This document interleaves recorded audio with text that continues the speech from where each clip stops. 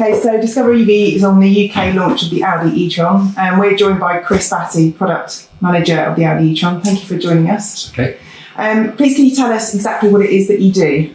So I'm the commercial manager for E-Tron. So essentially it's my role to price, to spec the car in the UK, to position the car in the UK. Obviously we get the basic package from Germany, from the factory, and then we can define that and position it how we need to suitable for the UK market. Okay. And how long has the E-Tron been in development for? For a number of years now. Obviously, as you can imagine, being our first fully electric vehicle, obviously this takes quite a long process because Audi want to make sure they get it right when we launch our first fully electric vehicle. So I've personally been involved for the best part of 2 or 3 years. Okay. From the UK point of view, but it goes back much further than that from a factory design point of view. Wow. So several years in the making then? Yes. And what platform is the E-Tron based on? So it's based on the adapted MLB platform.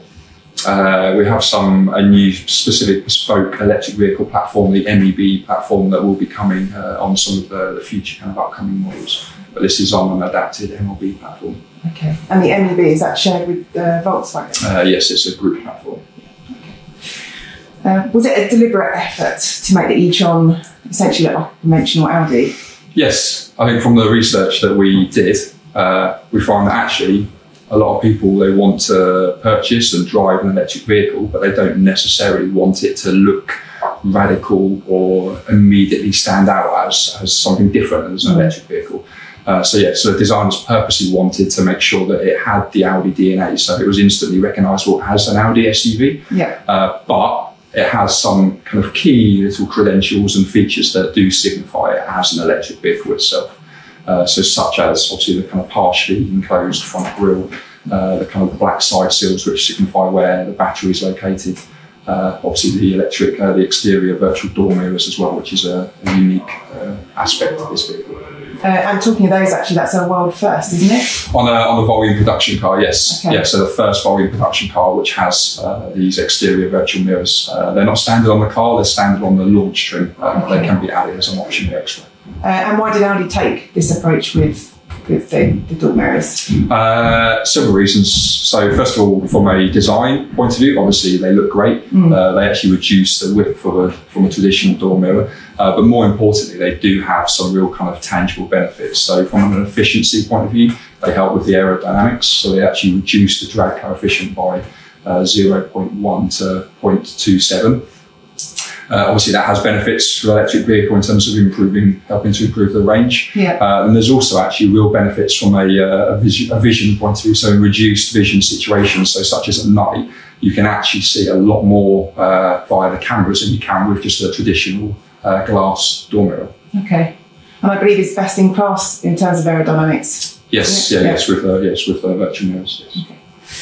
Okay. So the car is very heavy. It's almost 2.5 tons, isn't it? How did you overcome that weight penalty in getting it to handle well? I think with the low centre of gravity is the main thing that really helps. So obviously having the battery essentially in the floor of the car, it's almost got an ideal 50-50 weight distribution. So having that low centre of gravity, plus obviously with quattro all-wheel drive being standard. So essentially that means that the power can be sent to whichever wheel, one of the 4 wheels that it needs to, just to ensure that it has the optimum grip at each wheel in any given situation. Okay. And will you be doing over-the-air updates such as Jaguar I-Pace are doing it, and obviously Tesla have been doing it for a while? So there will be potential software updates if required on the vehicle, so it does have that capability. Okay.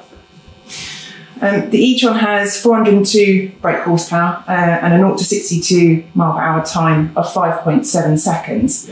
Audi says it will go faster. Why have you not maximised that performance? I think 5.7 seconds in a vehicle that size is plenty quick enough. I'm sure you'll get to experience it a bit, and hopefully you will agree. I think the main thing is around obviously longevity of the battery. We wanted to make sure that performance is replicable over and over again, obviously without harming the battery, and that's what you can do. So you'll be able to use that performance over and over again with no kind of long-term detriment effects to the battery. Okay, which is obviously an important factor. Yes. With a 249 mile range, you can't match the Jaguar I-Pace, which is 292. but you can counter that with super quick 150 kilowatt charging. How feasible is the e-Tron as a family car, given that it's going to be doing fairly long distances over, school holidays and weekends? I think it's the perfect family car. I mean, you can seat up to 5 people in the car. It's got a big boot, 600 litre boot space with additional space in the front as well. It's got your ISOFIX points on your outer rear seats as well, so you can fit your child seats. And actually, with a range of 241 miles, like you say, with the fast charging, you go into, once you get to a range of over 200 miles, then it really is a credible kind of real world kind of mileage range that the vehicle can do, because I think you'll struggle to drive more than 200 miles anyone without actually stopping for a break. And obviously with then the fast charging, if you do need to stop for a coffee break or a toilet break at one of the IoT fast charging points, then within 30 minutes it's back up to 80% charge. So yeah, it's a credible kind of family car. Excellent. Could you explain the different driving modes in the e-Tron for us? Yep, so via the Audi Drive Select, there's 7 different driving modes. I won't go into all 7, but essentially there's various different ones. So you've got anything from the dynamic mode, which is when you get your boost mode. So if the kind of spirited driving mode kind of tightens up the handling and improves the acceleration. You've then got more of your comfort orientated mode, so in comfort mode, where softens the suspension slightly.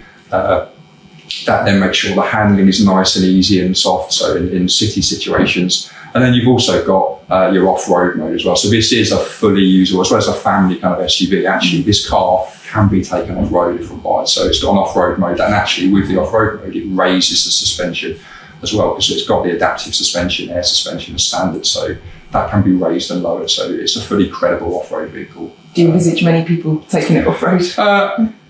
You may get 1 or 2. Most people will not take the vehicle off-road, but actually, if anyone who does want to take it off-road, it's perfectly capable of going so.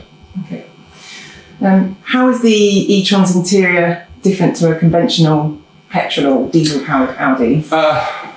Couple of the main difference is obviously there is kind of no centre tunnel. So particularly in the rear, you'll notice when you get in the car that the rear floor is actually flat. So obviously that as a benefit, it gives you a bit of extra, say for the middle passenger, it gives you some extra kind of leg space. So that's one of the kind of key differences you see. Other kind of key differences, obviously with the virtual exterior mirrors where they're fitted, that actually then you get the additional OLED displays and the door panels. So that's obviously something quite different versus a conventional car. Yeah. And otherwise you've got then in the centre console, you don't have any side walls, so essentially it gives that kind of open floating kind of effect, so that's quite different. And then finally, in terms of, because there are no gears on the e-Tron, it's just the one-stage gear, the actual gear lever itself is just a simple aluminium section that you can push forward, backwards, depending on if you want to go forward or reverse. Okay. It's very simple to operate with just a simple thumb or forefinger. I look forward to sampling that later. The e-Tron wears a 55 badge, which is Audi's designation for cars with 333 brake horsepower to 408. Does that mean we'll be seeing varying power outputs of the e-Tron soon? At the moment, there's nothing confirmed, so we've only got the e-Tron 55. So yeah, that's the only one which is definitely confirmed. But okay. The reason for the power designation, obviously, is it means that now we are going into the world of electric vehicles, then we can actually, you can compare like for like across petrol, diesel and electric. So an e-Tron 55 has the same power output as a TDI 55 or TXI 55. So it allows customers to see cars side by side with different drivetrains to be able to compare them on a like for like basis. Okay. Who are you targeting with the e-Tron? As you said earlier, it's a perfectly suitable family SUV. So for people who have kids, it's a perfectly workable, livable car for them. We also expect we see a lot of kind of business owners, CEOs, certainly with the early adopters coming into this car, obviously with some of the tax benefits you have. So it will appeal to fleet drivers and company car drivers as well. Obviously with lower benefit in kind for business owners. So it's a 100% write-down allowance for the value of the car as well. So there's plenty of tax benefits. So it will appeal to both sides, from a fleet company side, but then also from a retail side, for those families who want a large SUV with the space, but then also the efficiency benefits and environmental benefits of an electric vehicle. So it's got a wide appeal. Okay.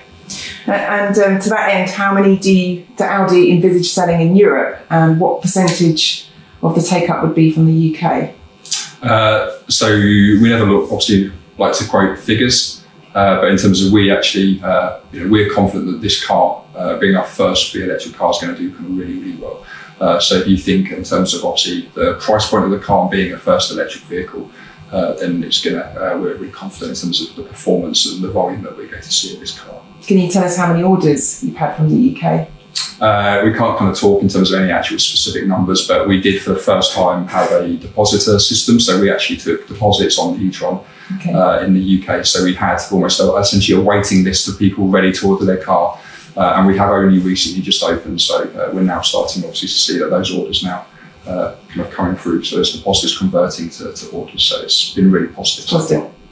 Could you remind us of the base price again? So it starts from 71,520 on the road. Okay. That is before the government grant. So the OLEV government grant of £3,500 can also come off that price. So it will bring it down to under 70,000 once that's taken into account. With new competitors entering into the market this year and into next year as well, how do Audi intend to hold their own?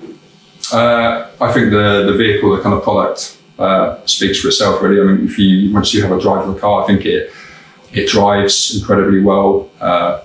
It's got a really premium, luxurious interior. So I think the car stands itself. I think that it's a typical Audi SUV. So the only difference is it's got electric motors versus a combustion engine. So as with any Audi SUV, I've got full confidence they all stand its own ground versus competitors. Okay.